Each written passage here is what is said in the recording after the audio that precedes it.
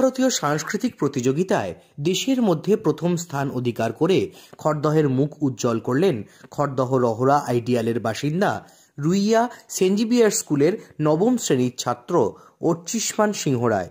ভারতবর্ষের ধ্রুপদী ও লৌকিক তথা পারস্পরিক সাংস্কৃতিক বিষয়ে নবম থেকে দ্বাদশ শ্রেণীতে পাঠরত ভারতীয় ছাত্রছাত্রীরা সরকারি এবং বেসরকারি উভয় বিদ্যালয়ে এতে অংশগ্রহণ করেছিলেন। সেখানে অংশগ্রহণ করেন অর্চিষ্মান। তালবাদ্যে জেলা ও রাজ্য স্তরে প্রথম হয়ে সর্বশেষ জাতীয় স্তরের এই প্রতিযোগিতায় তিনি প্রথম হয়ে স্বর্ণ পদক পেলেন। এর পাশাপাশি রাষ্ট্রীয় আমন্ত্রণে অর্চিষ্মান অংশগ্রহণ করেছেন প্রজাতন্ত্র দিবসের বিশেষ অনুষ্ঠানে। একাধিক রাষ্ট্রীয় কর্মশালায় অংশগ্রহণ করার পাশাপাশি ভারতবর্ষের প্রধানমন্ত্রী নরেন্দ্র মোদীর পরীক্ষা পে চর্চা অনুষ্ঠানে সরাসরি তালবাদ্য পরিবেশনা এবং বিশেষ অতিথি হিসাবে অন্যতম অংশগ্রহণের সুযোগ পান তিনি। এর উপরি হিসাবে কেন্দ্রীয় শিক্ষামন্ত্রী ধর্মেন্দ্র প্রধান আয়োজিত বিশেষ চা চক্রের আসরেও নিমন্ত্রিত ছিলেন তিনি।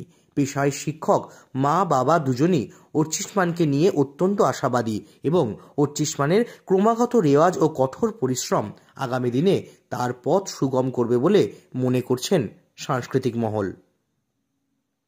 বিক্রমজিৎ রায়ের রিপোর্ট, গেজেট মিডিয়া নেটওয়ার্ক। সাফল্য খুবই ভাল লাগছে। সবাই অনেকের অনেক আশীর্বাদ, ভালোবাসা, এত বড় জায়গায় গিয়ে অনেকের সান্নিধ্যে আসা খুবই ভালো লাগছে। এই যে সাফল্য, এই সাফল্যের পিছনে মূলত কার কার তুমি অবদান দেখতে পাচ্ছ এই মুহূর্তে দাঁড়িয়ে? অবদান সবচেয়ে প্রথম আমার গুরুজি পণ্ডিত তন্ময় বোসজি, আমার গুরুমা শ্রীমতী বন্যা বোস, আমার মা বাবা, এনাদের অবদান ছাড়া আজ যতটা যা কিছু করছি কিছুই হতো না। এই পড়াশোনা এবং তোমার রেওয়াজ, এই দুটোর মাঝখানে সামঞ্জস্য বজায় রেখে কিভাবে করলে এই এত বড় একটা কাজ? সামঞ্জস্য বজায় রাখাটা,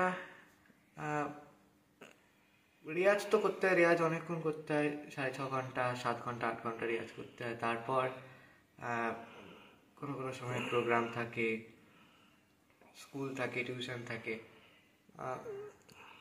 যতটা যা সময় পাই তখন একটু একটু করে পড়াশোনা করা। প্রধানমন্ত্রীর সঙ্গে তোমার দেখা হলো, কেমন লাগছে প্রধানমন্ত্রীর সঙ্গে দেখা হওয়ার পর? ওনার সাথে দেখা করাটা তো একটা বিরাট ব্যাপার। খুবই ভালো লাগছে। ওনার, বিশেষ করে ওনার যে পার্সোনালিটি, ওনার যে একটা মানে ইন্ডিয়ার প্রাইম মিনিস্টার, যে ওনার সামনে গিয়ে ওনাকে প্রণাম করা একটা বিরাট অপরচুনিটি। আর কি কি করতে ভালো লাগে এইটা, মানে তোমার গান বাজনা এবং তোমার পড়াশোনা ছাড়া? আমি আপাতত গান বাজনা পড়াশোনাটাই করি, বেশিরভাগ গান বাজনাই করি, পড়াশোনাটা একটু কম। পড়াশোনার গান বাজনার মাঝে মাঝে যেইটুকুনি সময় পাই একটু সিনেমা দেখি, নাহলে সাইকেল চালাই, একটু মা বাবার সাথে বেরোই। আর গান বাজনা শুনি, খুব প্রোগ্রাম শুনি, যত বড় বড় কনফারেন্স হয়। খড়দার নাম তুমি দেশের মানচিত্রের নিয়ে গেলে, কেমন অনুভূতিটা কীরকম, সেরকম কতটা গর্বিত বোধ করছো খড়দাবাসী হিসাবে? খড়দাবাসী হিসেবে তো খুবই গর্বিত বোধ হচ্ছে। নিজের জেলাকে, নিজের স্টেটকে ন্যাশনালে রিপ্রেজেন্ট করা খুবই আনন্দ হচ্ছে। তোমার নাম? আমার নাম অর্চিষ্মান সিংহ। নমস্কার। কোন প্রতিযোগিতায় কিভাবে ও এই যে সাফল্যটা, একটু প্রতিযোগিতার বিষয়ে একটু যদি বলেন।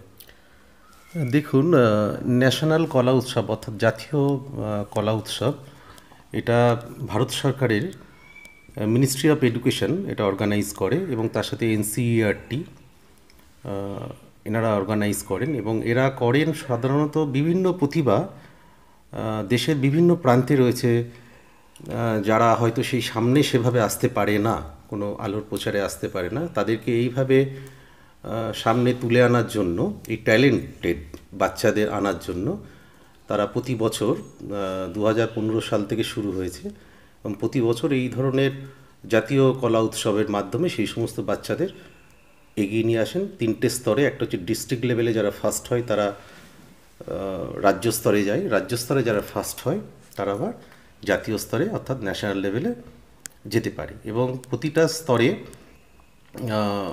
10 জন মেল এবং 10টা ফিমেল, অর্থাৎ 10টা অংশগ্রহণকারীদের 10-10 20 জন অংশগ্রহণকারী, টোটাল 20 জন প্রত্যেকটা স্টেট থেকে অংশগ্রহণ করে। আর এই যে প্রতিযোগিতাটা, এই প্রতিযোগিতায় ওকে যখন মানে গুরুর ক্ষেত্রে গুরুর কি কি ওখানে অবদান ছিল যদি বলেন? দেখুন, প্রথম যখন স্কুল থেকে আমরা জানতে পারি, এটা স্কুল স্তর থেকে যেহেতু এখানে গুরুর ভূমিকাটা খুব কম থাকে, গুরুর পাঠানোর ব্যাপারটা স্কুল এখানে ওকে পাঠায়, তখন স্কুল যখন আমাকে জানায়, কিন্তু এই মানে একটা যে গুরু বিদ্যা যে ব্যাপার কাছে গুরুর কাছে যাচ্ছে, গুরুর অনুমতির একটা ব্যাপার থেকে থাকে, তখন আমি স্কুলকে জানিয়েছিলাম যে গুরুর অনুমতি।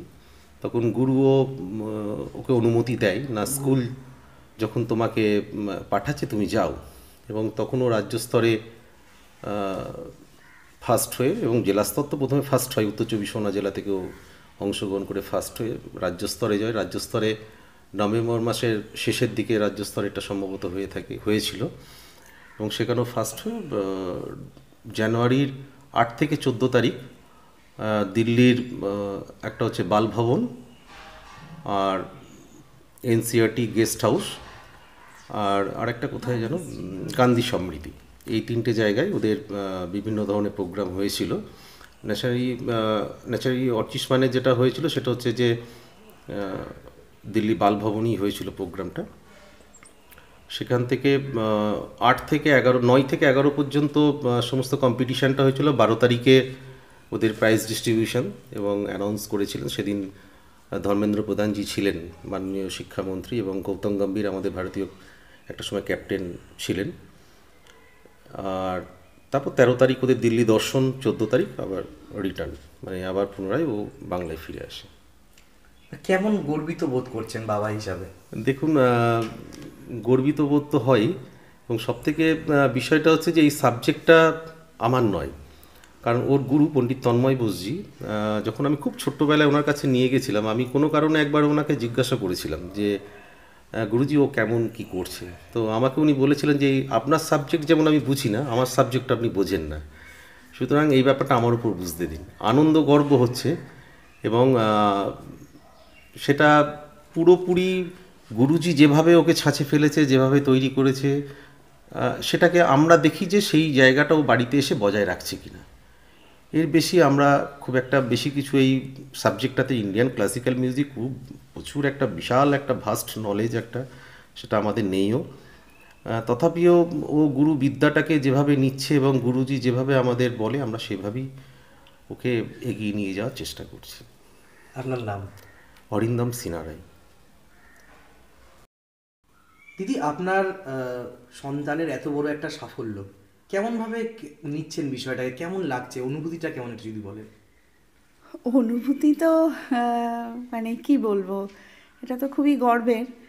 আমাদের বাড়িতে সেরকমভাবে গান বাজনার রীতি রেওয়াজ ছিল না, কিন্তু ওর ছোট থেকেই এই বিষয়টার উপর আগ্রহ বুঝতে পেরেই আমরা এই জায়গায় ওকে নিয়ে গিয়েছিলাম।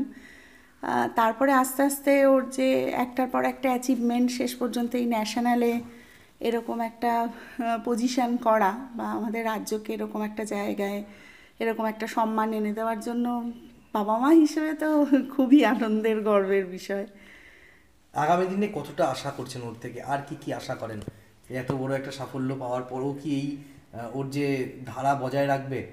হ্যাঁ, ধারা তো মানে ওর যতটুকু বুঝেছি আর কি, ওর এই জগতের মধ্যে ওর সব কিছুই, ওর এটার মধ্যেই ওর সব কিছু, সেই জন্য ও ধারা তো বজায় রেখে চলবে, এইটুকু তো ভরসা ওর উপরে আছে।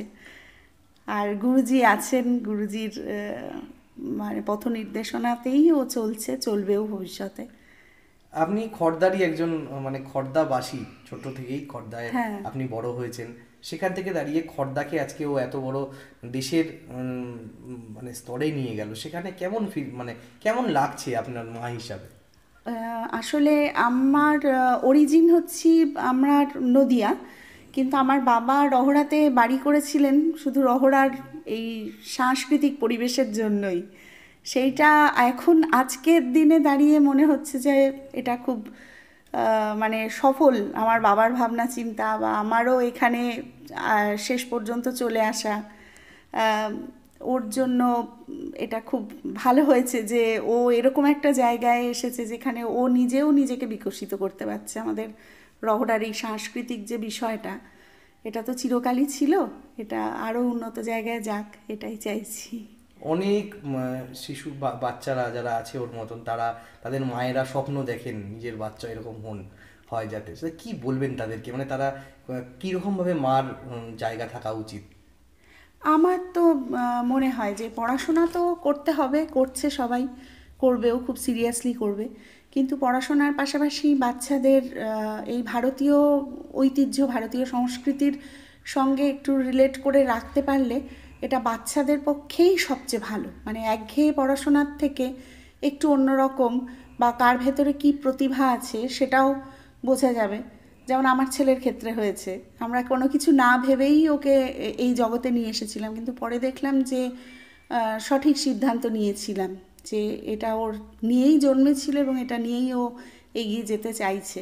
আমি অন্য মায়েদেরও বলবো যে শুধু পড়াশোনার চাপ দিলে সমস্যা, বাচ্চাদের ওপর প্রেশারটা অন্যরকম হয়ে যায়, পাশাপাশি একটা অন্য কিছুর সঙ্গে যুক্ত থাকলে ওরাও ভালো থাকে। আপনার নাম? আমার নাম স্বাতী গুহ।